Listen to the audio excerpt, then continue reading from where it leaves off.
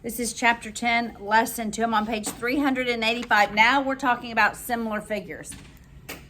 We needed to learn ratios, proportions, and the geometric mean in order for us to learn about similar figures. If you look on page 386, it gives us the definition.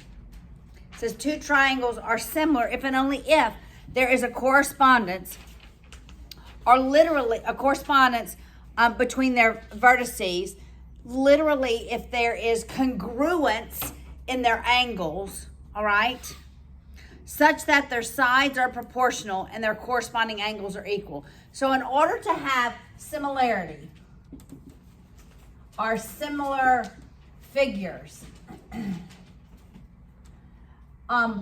corresponding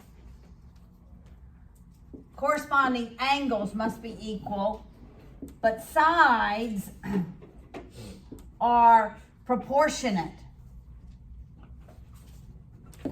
such that we can use a proportion, get it, to solve for a missing side.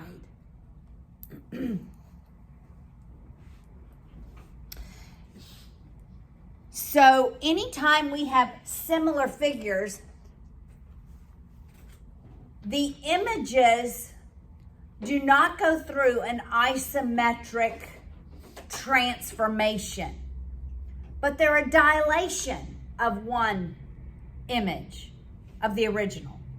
Make sense? Remember that from last chapter? So anytime we have similar figures, that indicates similarity. Our only option is angle if we are doing a proof, to prove that two images are similar. You only have to have two angles. Why do you think you only have to have two angles to prove that they are similar?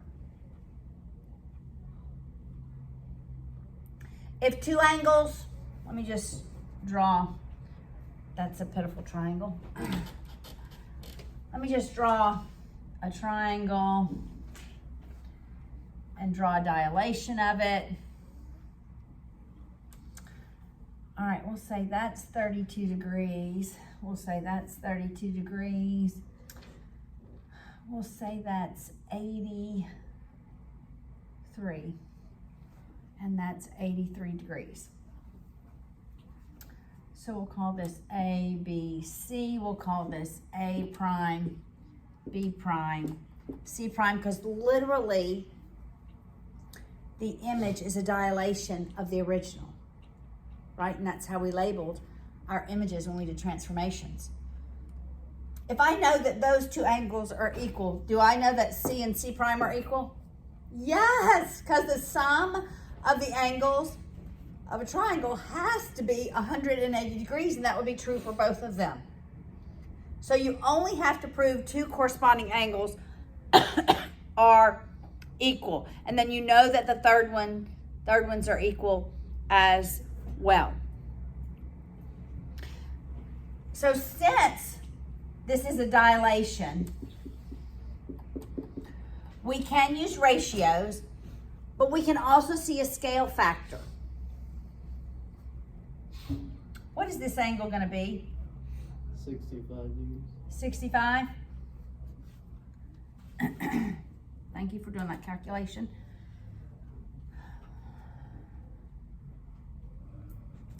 Really, I should switch the 65 and 32. This doesn't. I'm going to switch the 35 and 62. Okay, I'm not. But the side opposite the 32 would be the shortest side. It's not a very good image, is it? Doesn't look like the shortest side, does it? But we're not going to use the image as an absolute. So that's what I was going to do. I was going to make this one like 5, then this one 7. The sum of any two have to be greater than the third, so that's 12. So we'll make that 9. Does that work for all three sides? The sum of any two sides has to be greater than the third? Yes, it does work. So that could actually be a triangle. That may not be the angles, but angles really dictate lengths of sides. The smallest side is opposite the smallest angle. The largest angle is opposite the longest side. All right, so then let's suppose that this was 12x, y. We could solve for those sides if we know that they are similar.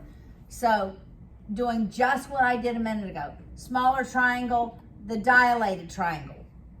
I could calculate the scale factor, or I can use proportions. We're gonna do it both ways. First, let's write corresponding sides. The small one, all of our sides are given, 5, 7, and 9. In the larger triangle, the dilated triangle, what side corresponds to 5? 12. Which side corresponds to 7?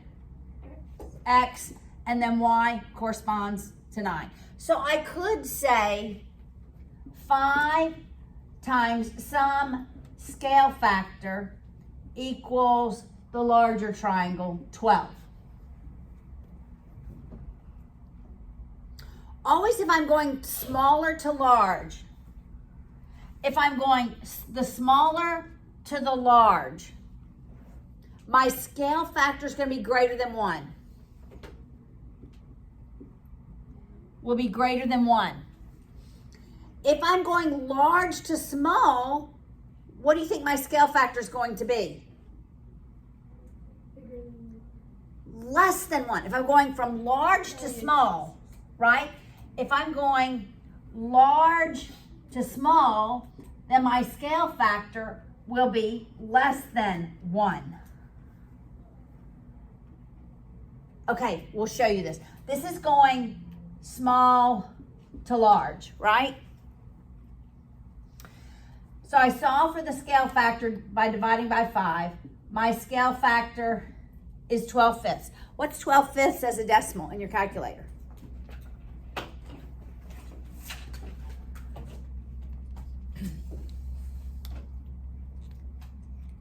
Is it a nice number? It's probably not a nice number. At 2.4. You have 2.4? Are there any decimals beyond that? No, that's good. So that's 2.4. So literally I could say 7, if this is times 2.4 equals 12, then 7 times 2.4 is going to equal x. And 9 times 2.4 will equal y. So I can use a scale factor. Or I can use proportions. I'm going to write 2 proportions, one to solve for x and one to solve for y. But I'm always, in both of them, going to use the 2 values that are given. I would never use x to solve for y. Because if I get x wrong, then I get y also wrong. So always go back to the numbers that are given. So you could write 5/7 is equal to 12 over x and cross multiply. And divide. X is 7 times 12. That value divided by 5. And I could write 5 over 9 is 12 over y. Notice I did not use x here, because if x is wrong, then I now get y wrong, Charlotte, right? Cross multiplying, that's 5y is 9 times 12 divided by 5. The value of y is 9 times 12, and that product divided by 5. Or I can use my scale factor and go large to small. Let's suppose I was given the large values.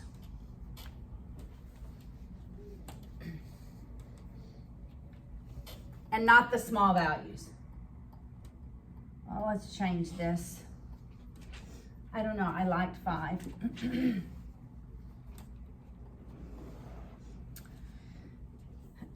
And I can just make up any numbers. Okay, this one's got to be in between.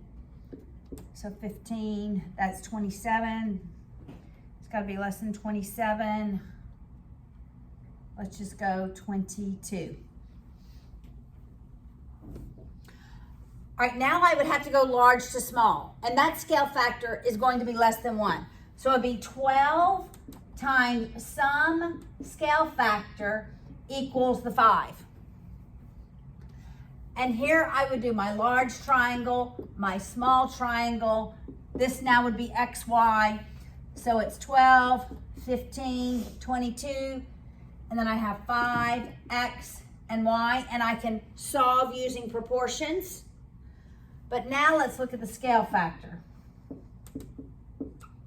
What is 5 divided by 12 in your calculators?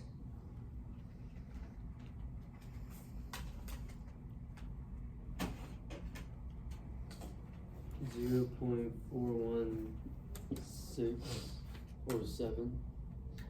Okay, so I'm gonna leave it 5, since it doesn't end, it's not an ending decimal place, right?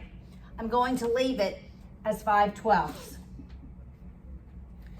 So literally I could say 15 times 5/12, and that would get me the length. What is 15 times 5/12?